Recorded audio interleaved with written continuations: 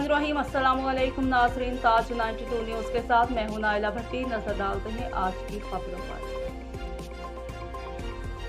टंडू अलयार से तारक हमीद अब्बासी की खबर शामिल करते हैं। इस्लाम हमें मसावात का दर्स देता है और इंसानियत का तकाज़ा भी यही है कि हम सब मिलकर एक कौम बनकर पाकिस्तान की खुशहाली, तामीर और तरक्की के लिए एक दूसरे के गमी और खुशियों को एक दूसरे के साथ मिलकर मनाएं। आज अक़लीती बरादरी का मजहबी त्यौहार दिवाली मनाया जा रहा है। इस सिलसिला में अक़लीती बरादरी की जानिब से मुनक़िदा प्रोग्राम एक अच्छा इक़दाम है।